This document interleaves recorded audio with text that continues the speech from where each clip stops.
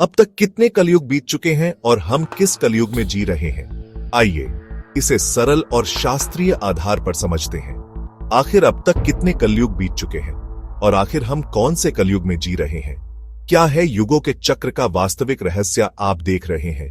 Mistake moksha तो चली अब करते हैं ज्ञान की बार। वीडियो में आगे बढ़ने से पहले हमारे चैनल को सब्सक्राइब अवश्य करें और बेल आइकन जरूर दबाएं। साथ ही कमेंट बॉक्स में जय श्री नारायण अवश्य लिखेंगे। हमारे हिंदू धर्म के अनुसार युगों का बदलना युग चक्र पर आधारित होता है। हिंदू धर्म ग्रंथों में 4 युगों का वर्णन किया जाता है, जिसकी शुरुआत सतयुग से होती है। उसके बाद त्रेता युग, फिर द्वापर युग और फिर अंतिम युग यानी कल युग होता है, जहां पर हम अभी रह रहे हैं। हर एक युग की समाप्ति पर एक नए युग का प्रारंभ होता है और कल युग की समाप्ति होने पर युगों के चक्र में बदलाव हो जाता है। जिस तरह घड़ी में 12 बजने के बाद एक नए दिन की शुरुआत होती है, उसी तरह इन 4 युगों की अवधि समाप्त होने के बाद एक नए काल चक्र का आरंभ होता है। तो ऐसे में 90% हिंदू आज तक नहीं जानते कि वास्तव में हम जिस कलयुग में रह रही है वो एक लौता कलयुग नहीं है। इससे पहले भी कई सारे कलयुग बीत चुके हैं और आने वाले समय में और भी नए कलयुगों का जन्म होगा, जिसका विस्तार से वर्णन हमारे हिंदू धार्मिक ग्रंथों में आज भी मौजूद है। और इसीलिए हमारे हिंदू धर्म ग्रंथ आज की आधुनिक साइंस से कई कदम आगे हैं। आज के वैज्ञानिक जो महंगी सैटेलाइट का इस्तेमाल करके अंतरिक्ष को टटोलने में लगे हुए हैं, ग्रहों की दिशा, गुरुत्वाकर्षण बल और नई खोज कर रहे हैं, ये सभी हमारे हिंदू धार्मिक ग्रंथों में पहले से ही लिखा जा चुका है।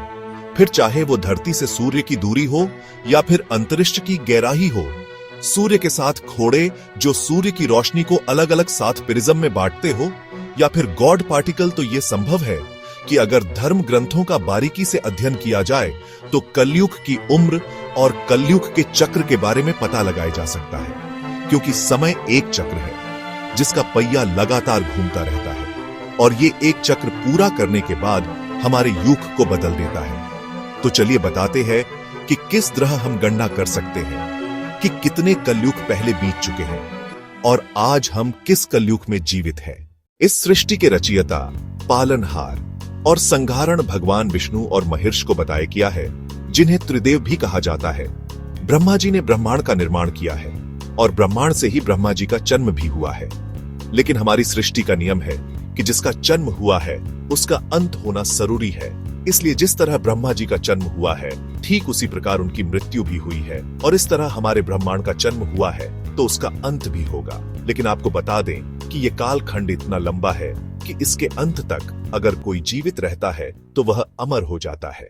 शास्त्र बताते हैं कि ब्रह्मा जी के जीवन काल का समय 100 वर्ष का है, लेकिन ये 100 वर्ष कलयुग के समय से कहीं ज्यादा होते हैं। जिस तरह हमारे यहाँ 360 दिन का एक साल होता है, जो 2 भागों में बटा होता है, जिनमें से एक दिन होता है और एक रात होता है, ठीक उसी प्रकार ब्रह्मा जी के एक कल्प में 14 मनवंतर होते हैं। एक मनवंतर में 4 युग होते हैं और यही 4 युग सतयुग, त्रेता युग, द्वापर युग और कलयुग है। हमारा कलयुग 4,32,000 वर्षों का है। लेकिन अगर इस समय की गणना ब्रह्मा जी के समय से की जाए तो जब हम मनुष्यों के 4,32,000 साल पूरे होते हैं तो यह समय ब्रह्मा जी के लिए केवल एक दिन के बराबर होता है। तो आप सोच कर देखिए कि ब्रह्मा जी की उम्र 100 वर्ष की है तो हमारे समय के अनुसार उनकी आयु कितनी लंबी होगी। तो वहीं अगर ब्रह्मा जी की आयु की गणना की जाए तो इस समय हम ब्रह्मा जी के 98 साल के पहले दिन में जीवित हैं। इससे पहले कल्प के 7वें मनवंतर का समय चल रहा है और ये 28वां महायुग है, यानी कि आज से पहले 240 कलयुग बीत चुके हैं और हम 248 कलयुग में जीवित हैं। जी हाँ दोस्तों, आपने सही सुना, हम 248 कलयुग में जी रहे हैं और हमसे पहले 244 कलयुग बीत चुके हैं। अब आप में से बहुत सारे लोग बोलेंगे कि आखिर ऐसा संभव कैसे है। तो इस विषय से जुड़ी हुई एक कहानी भी हमारे हिंदू धार्मिक ग्रंथों में मौजूद है। वो कहानी है स्वयं काकभूषणी जी की ग्रंथों के मुताबिक लोमस ऋषि के श्राप के कारण काकभूषणी कौवा बन गए थे। श्राप से छुटकारा पाने के लिए उन्हें राम मंत्र और इच्छा मृत्यु का वरदान दिया गया था। इसके बाद उन्होंने पूरे जीवन कौवे के रूप में ही बताया। काकभूषणी ने ही सबसे पहली रामायण गिदराज गरुड़ को सुना दी थी और आपको जानकर हैरानी होगी कि हमारे हिंदू धार्मिक ग्रंथों में काकभूषणी को एक टाइम ट्रैवल के रूप में दिखाया गया है। कहते हैं उन्होंने 11 अलग अलग रामायण और 16 अलग अलग महाभारत देखी है। अब इससे यह भी साबित होता है कि हो ना हो, उन्होंने कलयुग को इतनी बार तो बनते और मरते हुए दोबारा देखा होगा। उन्होंने ब्रह्मा जी को भी मरते और जीवित होते हुए देखा होगा। क्या पता उन्होंने समांतर ब्रह्मांड को भी बनते और बिगड़ते हुए देखा होगा। क्या पता उन्होंने पैरेलल यूनिवर्स में जाकर एक दूसरी पृथ्वी पर शायद रामायण और महाभारत को घटित होते हुए देखा होगा। आजकल हम साइंस फिक्शन मूवीज जैसे इंटरस्टेलर, मार्शियन, इन सब जैसी मूवीज को देखकर बहुत प्रेरित होते हुए और सोचते हैं कि क्या ऐसा संभव है। और आपको बता दो कि ऐसा संभव है।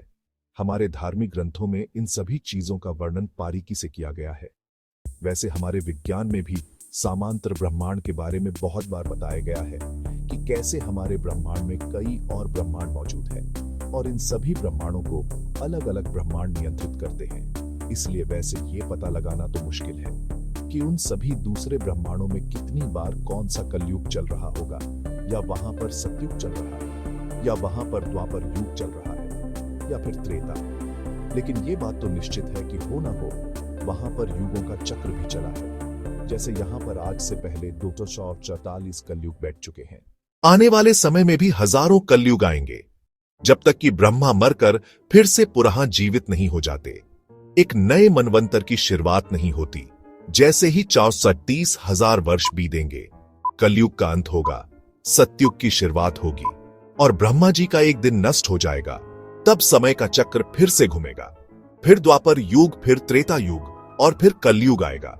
लेकिन जैसे जैसे कलयुग का अंत निकट आएगा, वैसे वैसे धरती पर पाप पड़ने लगेगा और इस धरती पर धर्म का नाश होता जाएगा। जल्द ही इस धरती पर से इस कलयुग का भी विनाश हो जाएगा और समय चक्र फिर से दोबारा शुरू हो जाएगा। इस विश्व में आपके हमारे हैं का बंडोक्षना में विश्व बताएगा। आपको हमारी ये जानकारी अच्छी लगी है तो इस वीडियो को लाइक कीजिए, हमारे चैनल को सब्सक्राइब कीजिए और ज्यादा से ज्यादा शेयर कीजिए। तो मिलेंगे अगली बार एक नए खास वीडियो के साथ।